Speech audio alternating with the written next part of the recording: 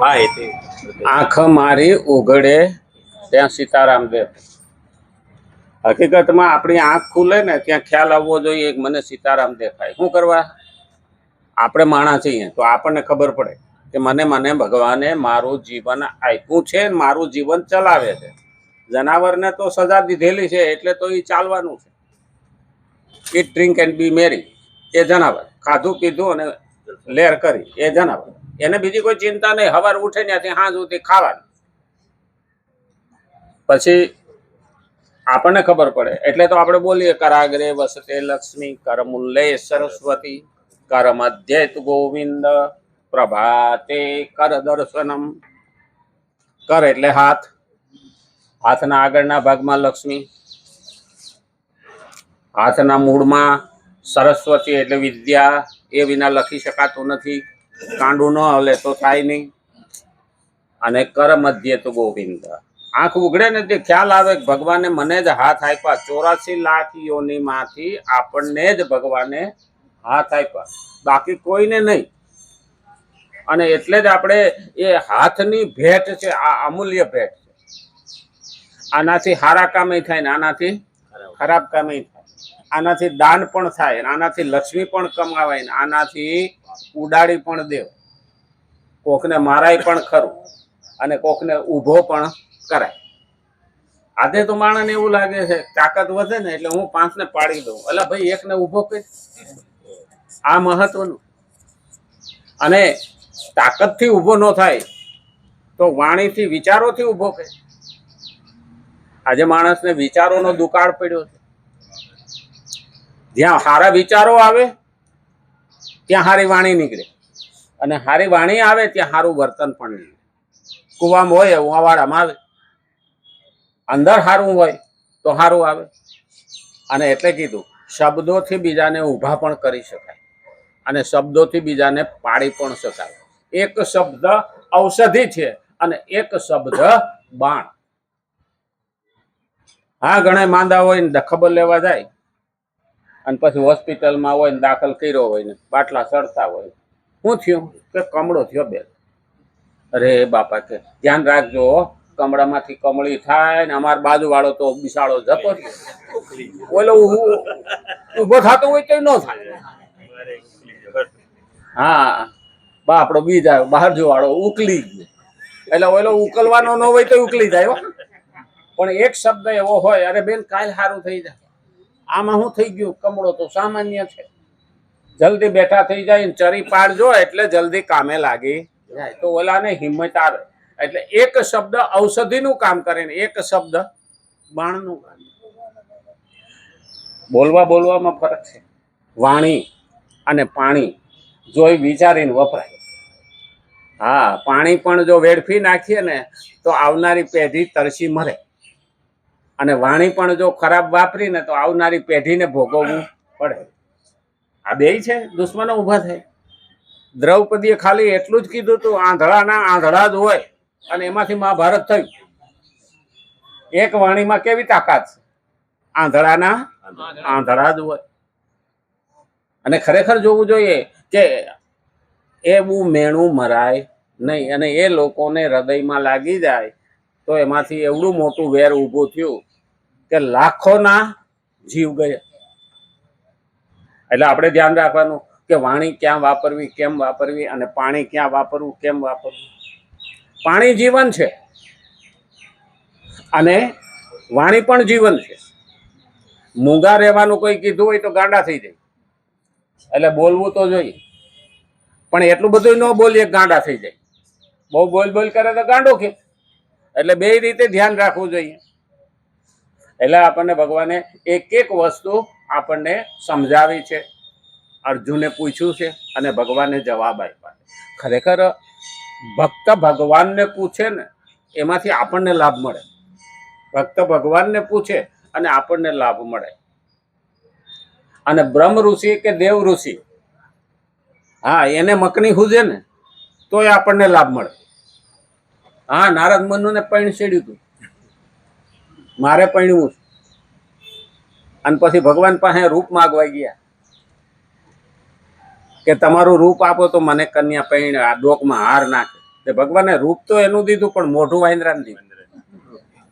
હા, બધાને વસાર બેઠો હતો ને એટલે ઓલી કન્યાએ એને હાર પહેરાવ્યો નહીં.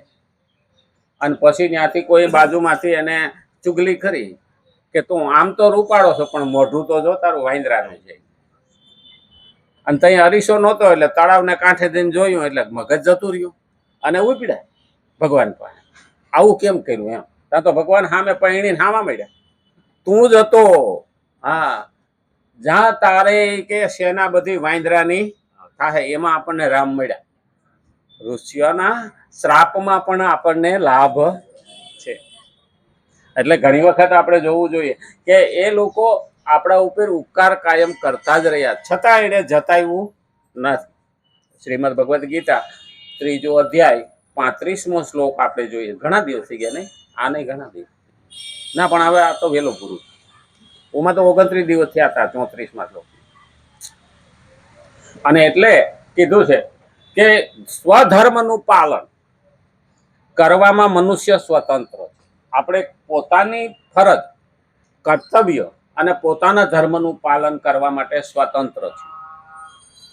હવે આપણને કોઈ કહેતો હોય કે મારા હાથ બાંધી રાખ્યા, ભગવાન મને ઈચ્છા કરશે ત્યારે કરીશ, નહીં. દરેક કાર્ય આપણા હાથમાં છે, સ્વતંત્ર છીએ. કર્મ કરવા માટે ભગવાને આપણને સ્વતંત્રતા આપેલી છે. ફળની આશા નહીં. ફળ તો ભગવાન કે મારી પાસે રહે, હું આપીશ. તું ના પાડીશ તો હું આપીશ. સારું કરશું તો સારું મળશે અને ખરાબ કરશું તો ખરાબ મળશે, પણ કર્યા વિના કઈ મળશે નહીં. અને કરેલું ફોગટ જાહે. આ આંકડા અને બાવળના બિયા અને એ જ્યાં ને ત્યાં રખડતા હોય ઉનાળામાં, અને પૈડિયા ઉડતા હોય અથવા બકરાની લીંડીઓમાં જતા હોય બિયા, તો પણ એ ઉગે. ઉગ્યા વિના રહેતું નથી. એમ વિચાર એવો છે કે માણસને મળ્યા પછી ધીમે ધીમે ઉગે, મનની અંદર એ ઉગે અને બીજું આજુબાજુનું જતું. એટલે વિચારો સારા સાંભળવાથી મનમાં રહેલા ખરાબ વિચારોને દૂર કરી.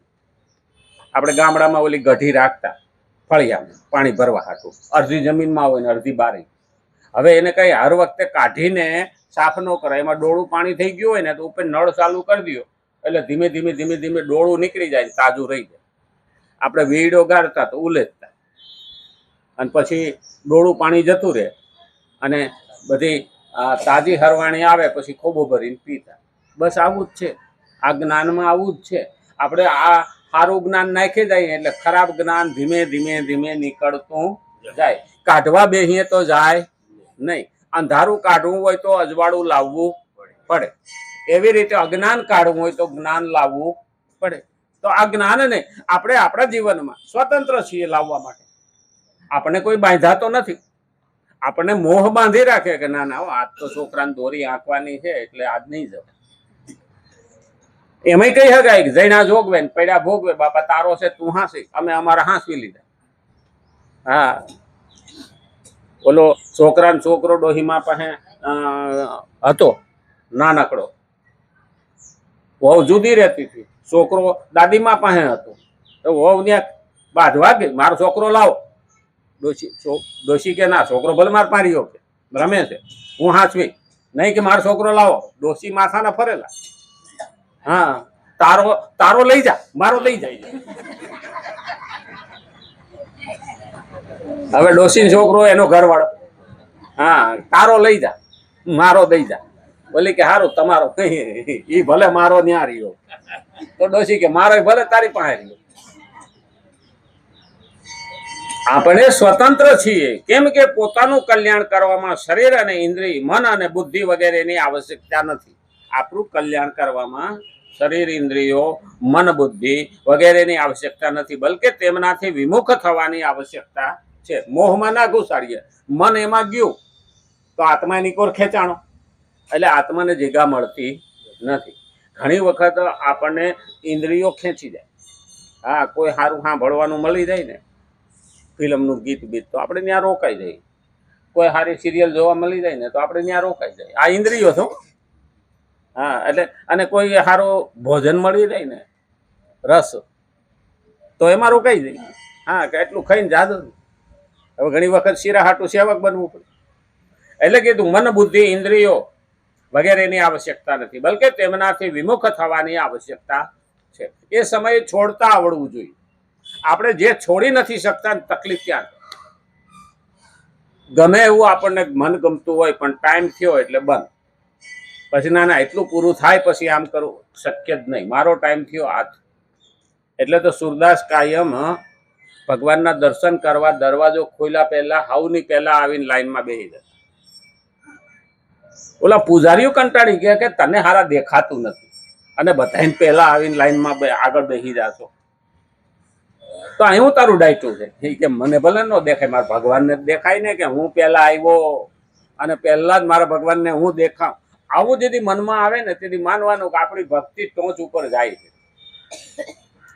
ભગવાન એની નોંધ રાખે કે તું બધે ટાઈમે જાશો, મારા પાસે જ કેમ નથી ટાઈમે આવતો. એક દી 10 વાગે દર્શન કરવા ગયો, એક દી 11 વાગે ગયો, એક દી 7 વાગે જઈને ઉભો રહ્યો.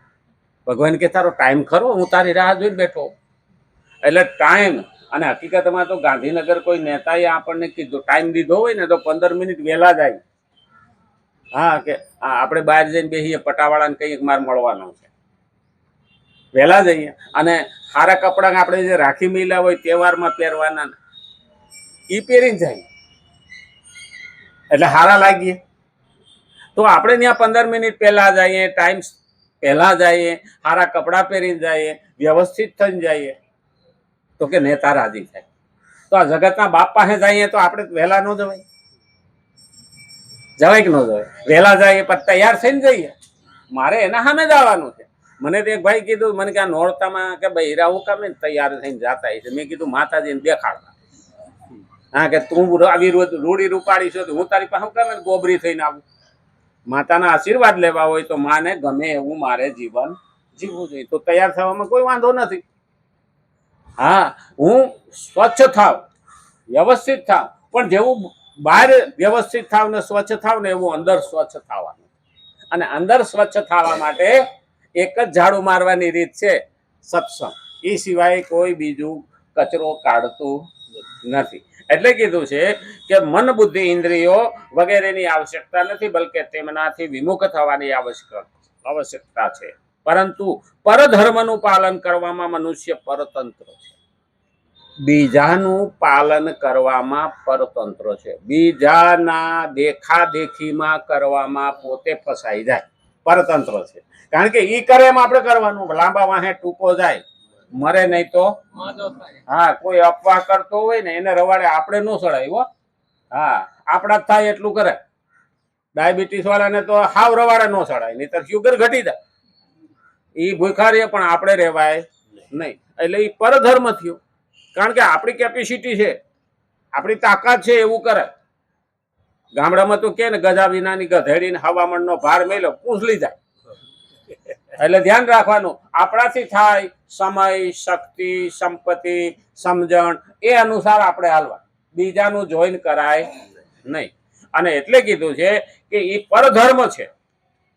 પરધર્મનું પાલન કરવામાં મનુષ્ય પરતંત્ર છે. કેમ કે તેમાં શરીર, ઇન્દ્રિય, મન, બુદ્ધિ, સ્થળ, કાળ, વસ્તુ વગેરે, વ્યક્તિ વગેરેની આવશ્યકતા છે. શરીર વગેરેની સહાય વિના પરધર્મનું પાલન થઈ જ શકતું નથી. એમાં શરીર જોડાય, મન જોડાય, બુદ્ધિ જોડાય, અને એ બધું આપણે અહીંયા લાવીએ. એ કરતો તો એમ કરીએ. હવે એ કરતા તો એમ કરીએ તો થાય નહીં. પેલા માજીને કે વહુ પૈણીને આવી ને એટલે કે બા તમે જાત્રા કરી આવો કે 30 દાડાની. એટલે ટિકિટ કઢાવીને બસમાં માજીને મૂકવા. માજી કે ભાઈ મારે જાત્રામાં જાઉં, મારા છોકરાને પુડલા ખાવાનો બહુ શોખ, એને પુડલા બહુ ભાવે. એટલે હું કરી દઈ. હા, હું કરી દઈ કે તમારા દીકરાને પુડલા કરી દઉં કે મહિનો ડોસી જાય તો કે વાંધો નહીં. હા, તો ડોસીને છોકરાને કીધું મૂક્યા કે તમે મૂક્યા આવો તો હું પુડલા કરતા. તે ડોસીને મૂકવાઈ ગયો છોકરો, અને આ પુડલા કરવા બેઠી. આવું પુડલો ઉથલે નહીં. હા, તાવડીમાં ચોટી, લોઢીમાં ચોટી જાય. એટલે વિચાર કર્યો કે મારી હાહુ કરતી, પણ એને તો કાળો હાડલો પહેર્યો, મેં તો લાલ પહેર્યો છે. એટલે કાઢીને કાળો પહેર્યો. હા, પછી પાછો પુડલો કર્યો તો ઉથલો નહીં, ચોંટી ગયો.